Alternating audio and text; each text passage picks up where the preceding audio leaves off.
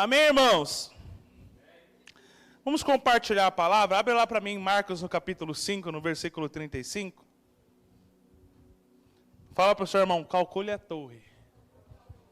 Amém? Marcos 5, 35 diz assim: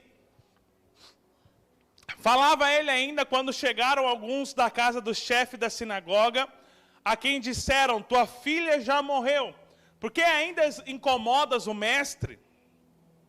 Mas Jesus, sem acudir a tais palavras, disse ao chefe da sinagoga, não temas, crê somente.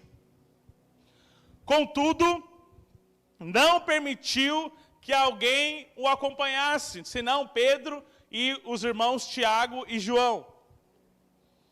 Chegando à casa do chefe da sinagoga, viu Jesus o alvoroço, os que choravam e os que planteavam muito. Ao entrar, lhes disse, por que estáis em alvoroço e chorais? A criança não está morta, mas dorme. E riram-se dele, tendo ele, porém, mandado sair a todos, tomou o pai e a mãe da criança e os que vieram com ele e entrou onde ela estava. Tomando-a pela mão, disse, Talita cumi, que quer dizer, menina, eu te mando, levanta-te. Imediatamente a menina se levantou, pôs-se a andar, pois tinha 12 anos, e então ficaram todos sobremaneira admirados. Amém? Feche seus olhos, vamos orar. Pai, em nome do Senhor Jesus, nós oramos nessa noite. Agradecemos ao Pai por essa palavra, agradecemos ao Pai pelo seu favor. Que o Senhor fale ao nosso coração, que possamos ter luz, clareza, Pai, daquilo que o Senhor tem para nós. Que possamos, ó Pai, viver um milagre do Senhor na nossa vida, na nossa história, em nome de Jesus. Amém? Eu queria falar hoje sobre um cenário para o milagre. Então, Deus quer fazer milagres na sua vida. Só que para que esse milagre aconteça, precisa haver um cenário, precisa haver uma preparação, precisa haver um ambiente, algo preparado para que esse milagre aconteça. Amém?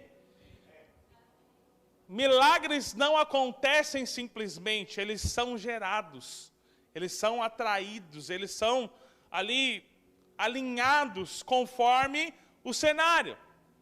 Nós vemos nesse texto de Marcos um cenário sendo formado para aquele milagre acontecer. Aí você fala, pastor, mas eu não estou precisando de um milagre. Minha vida está muito boa. Deixa eu te falar, meu irmão, a nossa vida é um milagre. Amém? A sua vida é um milagre. Já dizia o Thales Roberto, eu vivo de milagre. Deixa eu fazer você entender melhor. Nós costumamos dizer que a nossa experiência com Deus, ela é definida por portas e caminhos. Amém? A caminhada cristã tem portas e caminhos. Pastor, o que são portas e caminhos? Portas são momentos onde Deus faz algo muito miraculoso, muito especial. Onde Deus faz algo assim que muda completamente o ambiente, o cenário. Você estava doente e de repente Deus veio e curou você. Você estava endividado, Deus veio e quitou a sua dívida. Sua família estava destruída, de repente a sua família está restaurada. Isso é uma experiência de porta, é um milagre. O que é uma porta? É quando você sai de um ambiente e passa para o outro. Porta é um portal onde você muda de ambiente. Certo? Você está aqui, você está no nosso salão principal. Se você passa por essa porta, você entra no nosso hall. O cenário muda. Amém? Então nós temos experiências onde Deus muda. Você era pecador, mundano, de repente você vai no impacto, ouve a palavra de Deus e de repente você é alcançado. Você nem esperava aquilo, de repente você saiu, um domingo que você saiu de lá crente. Virei crente. Não é assim? O que é isso? Uma experiência de porta. Isso é milagre. Amém? Agora, o que é um caminho? Depois que você passa pela porta, você precisa trilhar o caminho. O caminho vai exigir de você perseverança, constância, aprendizado, calcular a torre. Vai exigir de você agora andar, caminhar com Deus, subir degrau após degrau, para que você chegue em outro momento de porta. Está conseguindo me entender? Agora, no meio desse caminho, como que você caminha? Você caminha na sua força? Como que você caminha? Por sua conta? Quando você foi lá para o impacto, lá, Jesus salvou você e falou, ó filhão, até aqui, perdoei seus pecados, está tudo certo. A partir daqui, segunda-feira, agora é contigo, beleza? Dá seus pulos. É assim que funciona? Ele te ajuda na caminhada. Isso é milagre. Quando o povo estava andando no deserto, o milagre estava acompanhando eles. Sim ou não? Estava sol, a nuvem vinha, cobria eles e eles não sentiam calor.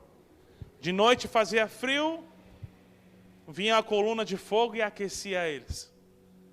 Eles passaram tempo no deserto, as roupas não se desgastaram, as roupas não estragaram, não terminaram. Eles tinham fome e caía pão do céu. Eles estavam no caminho, mas Deus os mantinha de forma sobrenatural. Você consegue entender como a nossa vida é um milagre? Para você fazer aquilo que Deus chamou você para fazer, você não conseguiria fazer por conta própria. Porque nós somos chamados, nós éramos fracos, rejeitados, pecadores, como aqueles caras lá na caverna de Adulão. Endividados, amargurados, cheios de problemas, cheios de confusão. Não tínhamos condição de fazer nada por nós mesmos. Então a nossa história é um milagre. Aquilo que Deus quer fazer na sua vida, no seu dia a dia, é um milagre. Quantos precisam de um milagre aqui? Eu preciso de um milagre, irmãos. Pastorear uma igreja é só um milagre de Deus. Cada vez mais fica tão claro isso que não tem a ver com a nossa capacidade, com aquilo que a gente faz. Deus simplesmente escolhe fazer algo, de repente começa e as coisas vão se sustentando pela vontade de Deus. Isso é milagre. Nós chegarmos na Arena Jaraguá do Sul para fazermos a nossa conferência, é um milagre. Sim ou não? Sim. Eu não sei você, eu preciso de um milagre. Eu preciso de um milagre. Eu preciso viver um milagre. Agora, como que eu alinho o ambiente da minha vida para que o milagre aconteça? Eu vou falar 4 princípios para você rapidamente.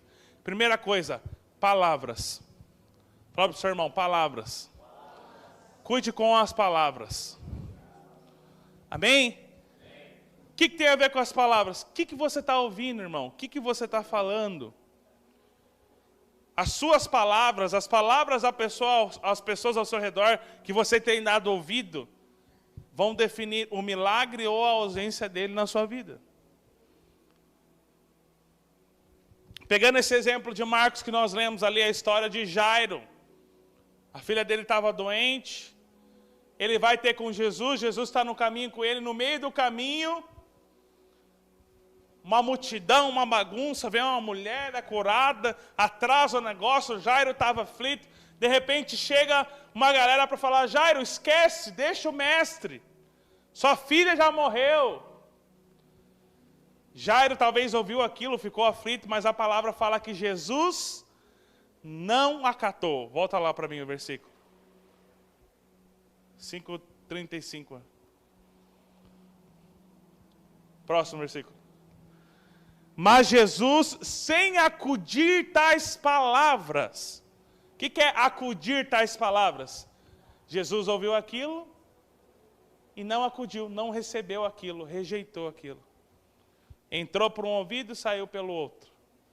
Ele não permitiu que aquilo tivesse influência. Lembra do sorrir e acene? Jesus sorriu e acenou. Falou para o Jairo, ei Jairo, creia somente, creia. Talvez Jairo ficou abatido ao ouvir aquela palavra, mas Jesus falou para ele, creia, creia. O que você está escutando nesses dias, meu irmão? Quem que são as pessoas que estão falando ao seu redor? Será que você tem dado ouvido para as pessoas? Será que você tem dado ouvidos para o diabo falando na sua mente, tentando desmotivar? Será que você tem falado palavras negativas? Porque às vezes o problema não é o que nós ouvimos, mas sim o que nós falamos. Porque se você fala de derrota, o que você vai experimentar? Se você fala de vitória, o que você vai experimentar? A palavra de Deus diz em Provérbios que o poder da vida e da morte está na nossa língua. Aquilo que você fala define a sua história. Se você fala que você não é ninguém, que você não dá conta, que você não dá certo, que as coisas não vão acontecer, que não vai acontecer nada na sua vida, é isso que você vai viver. Está me entendendo? O que você está falando nesses dias? Para quem você tem dado ouvido nesses dias? Sabe, muitas vezes você ouve dentro da sua própria casa. Às vezes você ouve do seu pai, da sua mãe, você não é nada, você não vai dar em nada, você é burro, você é errado, você vai ser um vagabundo. Às vezes é isso que você escuta. Pastor, é difícil você ouvir isso do seu próprio pai. Deixa eu te falar, não dê ouvidos. Tampe os seus ouvidos. Não acata no seu coração. Às vezes você ouviu sua família falar isso para você. Às vezes você ouviu amigos falarem isso para você. Às vezes você ouviu pessoas no seu trabalho falarem isso para você. Mas faça como Jesus. Não receba essas palavras. Tampe os seus ouvidos. Fique com aquilo que Deus diz a seu respeito. E fale aquilo que Deus fala a seu respeito. Fala para o seu irmão, fique com aquilo que Deus diz a seu respeito. E fale aquilo que Deus fala a seu respeito. Amém? Palavras têm poder. Se você ouve algo e permite que isso influencie você, essa pessoa conseguiu derrubar você. Se você fala algo, é isso que você vai experimentar. Está me entendendo? Então as palavras definem. Jesus não aceitou aquelas palavras. A segunda coisa, segundo ingrediente para o cenário, além das palavras, são as pessoas. Amém? Quem são as pessoas que você anda? Quem são as pessoas que estão ao seu redor? Quem são as pessoas que você permite que falem na sua vida? Quem são as pessoas que você dá acesso? Quem são? Lá fora se diz que você é a média das 5 pessoas que você anda junto. Quem são essas 5 pessoas? Essas pessoas vão definir seu destino. As pessoas com que você anda vão definir se você vai alcançar o milagre, aquilo que Deus te chamou ou não. Quem são as pessoas que você tem andado nesses dias? Ah, pastor, mas eu convivo com tantas pessoas no meu trabalho, na minha família, na minha casa, na minha escola. O segredo não é você excluir as pessoas, é quem que você dá acesso. Seu celular tem uma senha? Sim ou não? Por que tem uma senha? Porque ele tem coisas que tem pessoas que não devem acessar. Eu tenho meu celular. Ele tem uma senha. A minha esposa sabe a senha, minha filha sabe a senha. Eles têm acesso. Mas não é toda pessoa que tem acesso que vai poder pegar o meu celular e mexer. A sua vida precisa ser assim. Quem tem acesso à sua vida? Quem tem acesso ao seu coração? Quem fala para você e você dá ouvido? Está me entendendo? Essas pessoas vão definir aonde você vai chegar. E aí eu falo uma coisa para você, aprenda a ser seletivo. Fala para o seu irmão, aprenda a ser seletivo. O que Jesus fez ali? A palavra fala, próximo versículo. Ele não permitiu que alguém os acompanhasse, senão Pedro, Tiago e João. Tinha uma multidão atrás de Jesus. Ele não permitiu a multidão acompanhar. Os outros discípulos não tinham tanta maturidade. Ele falou, fica aqui. Só vem o Pedro, o Tiago e o João. Porque a outra galera não estava preparada para aquilo que Deus ia fazer. Eles não estavam preparados para o milagre. Você precisa aprender a ser seletivo com as pessoas que você dá acesso e as pessoas que andam com você. Quando eu falo sobre isso, eu preciso ser claro com você que eu não estou falando para você excluir pessoas, não estou falando para você ser grosso com pessoas, não estou falando para você rejeitar pessoas. Preguei essa palavra de manhã, a Adriana falou para mim que parece que ficou nesse sentido. Eu falo, acho que os irmãos não entenderam assim, não. Mas deixa eu ser claro com você, não estou te falando para você rejeitar. Não estou te falando para o seu colega lá de classe, você andava com ele, mas ele é um cara lá cheio perverso, só fala besteira. Mas você está vivendo outro contexto. Cara, se afasta dele. Mas de uma forma saudável, não significa que você não vai falar mais, não vai cumprimentar. Lembra do vídeo lá do áudio do Cláudio Duarte? Que o Eric gravou? Foi do quê? Do café? Quem não toma café? Não vai andar comigo, eu vou encontrar, eu vou cumprimentar, mas não vai andar comigo. É isso. Quem anda com você? E quando eu falo andar, eu não falo simplesmente de caminhar, mas eu falo quem anda com você no caminho do milagre. Está me entendendo? Seja seletivo. Nossa geração tem um grande problema. Nós vivemos na geração do inclusão. Tem que ter espaço para todo mundo. Todo mundo tem que estar junto, união. Vamos juntos e é uma coisa assim, não importa, não interessa, né, quem que seja. Inclusão, vamos nos incluir, tudo muito bonito. Jesus era inclusivo. Jesus era seletivo. Jesus amava todos, Jesus curava todos, não houve nenhum que foi até Jesus que foi embora sem ser curado, sem receber aquilo que foi procurar, mas quando Jesus estava em momentos específicos, caminhando para milagres específicos, o que ele fazia? Separava. Você não pode. Você não tem que estar junto, você não está preparado para isso. Está conseguindo me entender? Nós somos ensinados hoje a ser bonzinho, agradar todo mundo, conviver com todo mundo. Deixa eu te falar, meu irmão, você precisa ser liberto da obrigação de ter que agradar todo mundo. Eu não estou aqui para agradar você. Eu estou aqui para agradar a Deus. Se o que eu falo para você não gosta, é um problema seu com você, porque se está na Bíblia, se você quer acatar ou não, é um problema seu.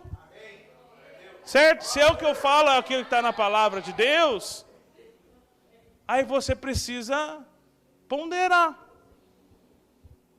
Mas eu não fui chamado para agradar pessoas, eu fui chamado para agradar a Deus. Você também foi chamado para agradar a Deus. E para agradar a Deus, muitas vezes você vai ter que aborrecer. Jesus falou isso. Quem quer ser meu discípulo vai ter que aborrecer. Para agradar a mim, tem que aborrecer pai, mãe, filho, filha, esposa, patrão. O que Jesus está falando? Para agradar a Deus, você vai ter que aborrecer.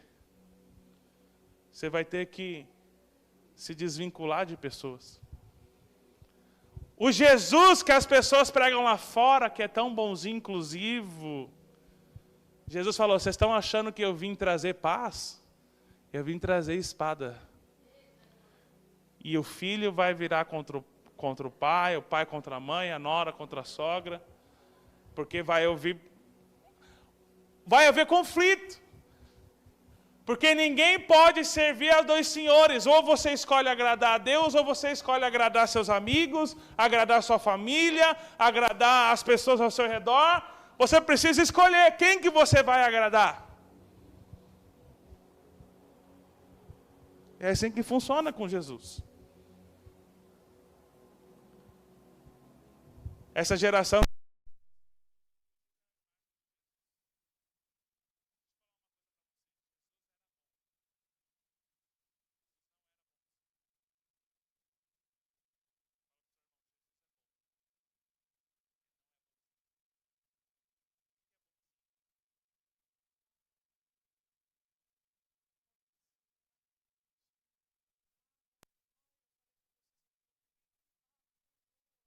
Não vai embora, não. Coitadinho, vem aqui, deixa eu passar a mão na sua cabeça. O que é isso? Bonzinho. Jesus era bom. Jesus não era bonzinho.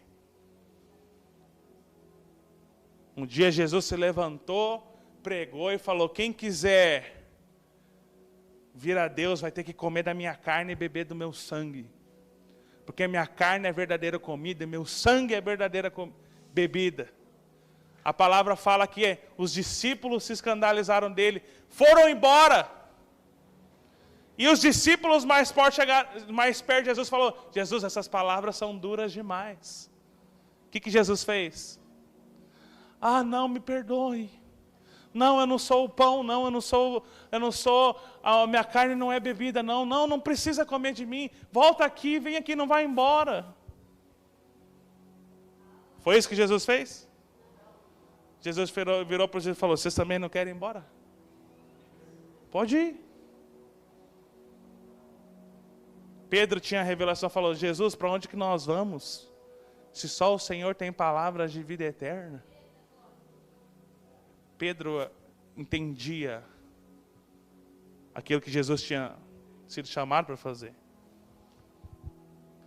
Então assim, meu irmão, se livra desse fardo de ter que agradar as pessoas. E quando eu falo isso, eu não estou falando que você deve ser uma pessoa mal educada. Sim? Está me ouvindo? Porque quando eu falo isso, aí às vezes as pessoas, irmãos, acham que é desculpa para virar mal educado. Não, porque eu falo mesmo, porque aí eu falo na cara. Que eu sou sincero. Você não é sincero, você é mal educado. Ser sincero é diferente de ser mal educado. Bocudo. Porque Provérbios diz que existem momentos que até quando o tolo se cala, ele se passa por sábio. Mas você é tão tolo que você fala tudo que você pensa. Você é tolo. Está me entendendo? Não estou dando desculpa para você ser mal educado. Não estou dando desculpa para você ser rebelde. Jesus não era rebelde. Jesus não veio fazer rebelião. Jesus veio fazer a vontade de Deus. Está me entendendo? Entenda isso que eu estou falando para você. Jesus não é rebelde. Jesus não era uma pessoa mal educada. Jesus veio fazer a vontade de Deus. Ele era bom, mas ele não era bonzinho. Por que eu estou te falando isso? Porque você vai precisar ter uma posição para selecionar as pessoas que estão ao seu redor. Não é todo mundo que tem que andar com você. E você não tem que andar com todo mundo. Não é todo mundo que tem que andar com você e você não tem que andar com todo mundo. Para você poder viver aquilo que Deus tem para fazer na sua vida, você vai ter que deixar pessoas. Jesus deixou pessoas. Jesus deixou gente para trás, porque se aquela gente viesse junto, ia atrapalhar o milagre. Você vai ter que deixar gente para trás, meu irmão. Você está preparado para deixar pessoas para trás? Você está preparado para zelar realmente de pessoas que foram chamadas para andar para o mesmo caminho que você está trilhando? Não simplesmente ser alguém que é bonzinho, quer agradar a todo mundo, quer viver com todo mundo. Tem um monte de gente, um monte de pessoas às vezes que saíram da igreja, quem está há mais tempo aqui sabe, até conhece. Eu fico pensando que às vezes os irmãos acham que a gente vira inimigo das pessoas. Meu irmão, eu não sou inimigo de ninguém. Eu passo na rua, eu cumprimento, eu falo oi. Eu sou simpático, vou lá, converso. Só que assim, está vivendo outra vida. Parece que eu tenho que gastar o meu tempo com a pessoa. Ah, a pessoa saiu, eu tenho que ir lá gastar o meu tempo, ser amigo dela. Eu não tenho tempo para cuidar dos que eu tenho que cuidar. Aí eu tenho que gastar tempo com quem não está andando junto comigo. Estão conseguindo me entender? Nós não somos inimigos de ninguém, meu irmão. Deus me livre. Quem sou eu? Eu não sou ninguém. Só que eu seleciono as pessoas que andam comigo e as pessoas que eu invisto. As pessoas que eu estou junto, as pessoas que estão andando na mesma direção que eu. Consegue me entender? você vai ter que aprender a selecionar as pessoas que vão andar com você. Senão o milagre na sua vida fica comprometido. Amém? Terceiro ponto, para a gente caminhar para o final. Ambiente. Fala para o seu irmão, ambiente. Pessoas geram ambientes. Ambientes geram milagres. Ou a ausência deles. Está conseguindo me entender? Pessoas geram ambientes. Quanto mais espiritual você é, quanto mais sensível você fica a Deus, mais sensível você fica a ambientes. Você vai num lugar, muitas vezes você frequentava um lugar com seus amigos. Um barzinho, um pub, um lugar que você ia. E aí você se converteu, se tornou alguém espiritual. Você não se sente mais à vontade ali. Por quê? Porque aquele não é seu ambiente. Não é porque você não gosta das pessoas, não é porque você não convive, mas você não se sente mais à vontade ali. Está conseguindo me entender? Porque você se tornou alguém sensível a ambientes. Amém? Quanto mais espiritual você é, mais sensível você é. É por isso que você não se acomoda para sentar na rodinha da sua escola que fica falando besteira e pornografia. Quando você é carnal, você senta na roda dos escarnecedores, como diz Salmos. Mas quando você é alguém espiritual, você não se sente confortável em sentar nesse ambiente. Eu ia para a faculdade, meu irmão, no tempo que eu fiz faculdade. Na segunda faculdade que eu entrei, que eu troquei de faculdade no meio do percurso, eu vivia num ambiente de tanta impureza sexual. Aquilo me afligia, irmãos. Aquilo era de depravação, de conversa, e, cara, era uma luta muito grande. Não tinha pessoas ali que tinham uma conversa saudável, cara, era muito difícil. E você às vezes está no meio dessas coisas. Você se permite estar num ambiente assim. O seu ambiente, irmão, vai definir o seu milagre. Está conseguindo me entender? Esteja num ambiente certo. Gere um ambiente correto no seu redor, na sua casa, na sua vida. Amém? Irmão, você precisa ser muito sensível a isso. Quando você vem num culto, um culto tem um ambiente liberado para o seu milagre aconteça. Quando você vai numa reunião de célula, a célula tem um ambiente. Quando você vai na sua escola, a sua escola tem um ambiente. A sua casa tem um ambiente. Muitas vezes é um ambiente propício para o milagre, é um ambiente espiritual, mas você vai em lugares que não tem um ambiente de Deus, um ambiente de energia maligna. Consegue me entender? Quanto mais espiritual você é, mais sensível você fica. E quanto mais sensível, meu irmão, mais você precisa aprender a moldar o ambiente ao seu redor.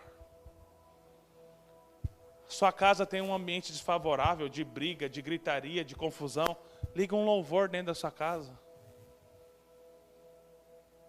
Na hora que começar a quebrar pau lá, põe um louvor lá, começa a adorar Jesus.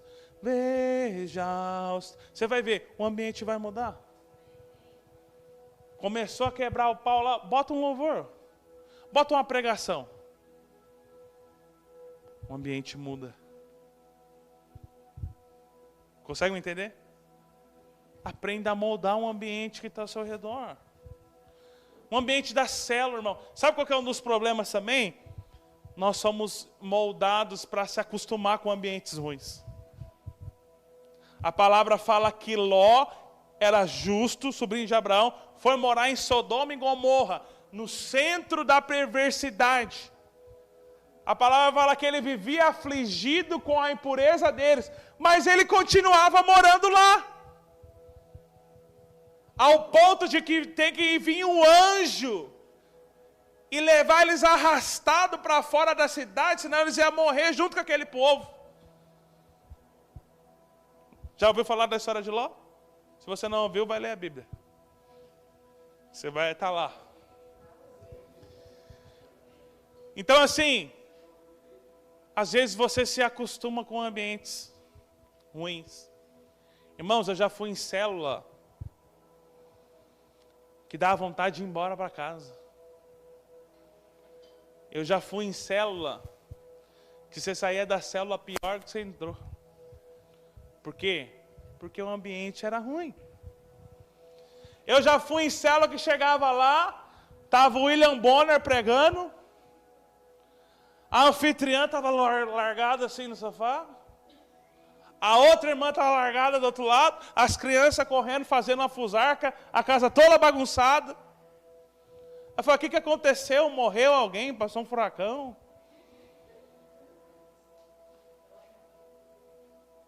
Aí eu vou falar, o que Deus vai fazer num lugar como esse? Num ambiente como esse? Dá vontade de ir embora correndo para casa. Eu já participei de cultos, irmãos, com ambiente ruim. Tem culto assim que você fala, dá vontade de você socar os irmãos. Me perdoa, irmão. Isso eu estou falando lá do passado, não é hoje em dia, mas... Nossa igreja é uma benção. Não foi nem aqui, irmãos. Amém? Mas o que? Ambiente. Ambiente. Ó, irmãos, nosso culto de jovens está com um ambiente tão bom, irmãos. De presença, de fluir, de alegria, no espírito de fé, dos irmãos receberem do Senhor, fluir. O que é isso? Um ambiente. Temos que cultivar esse ambiente. Temos que guardar esse ambiente. Amanhã ou depois nós podemos começar a se tornar jovens acomodados, o ambiente vai enfraquecendo. Aí o que você faz? Nós precisamos dar uma chacoalhada e falar, ei! Vamos ter um ambiente de vida de Deus, de unção do Espírito. Falar o culto dos velhos da manhã, o negócio estava meio... Os irmãos meio parados. Aí os irmãos do jovem veio hoje, uma galerinha veio de manhã. O negócio já foi diferente. O louvor já pegou, o negócio já começou a fluir, os irmãos já começaram a marchar, sapatear aqui na frente. Eu falei, é isso aí. Eu falei para eles, vem no culto dos jovens para você ver. E eu falei para os irmãos, eu vou te falar, meu irmão, eu sou um cara que... Quando eu vejo um ambiente ruim, eu me posiciono para mudar. Os irmãos que estão andando mais tempo comigo sabem comigo que a célula está ruim, ela fica ruim por pouco tempo, porque eu vou lá e aí o pau tora. Eu falo, não, vamos mudar isso aqui. Se não mudar isso aqui, nós fechamos essa célula, mas vai mudar. Não tolere ambientes. Não tolere ambientes sem presença, não tolere ambientes de perversidade, não se acomode com a sua célula. Ah, tá tudo legal, nós estamos aqui, tá tão feliz, todo mundo amiguinho. A gente vem, virou o clubinho da Luluzinha. Perdeu o propósito. Perdeu o propósito.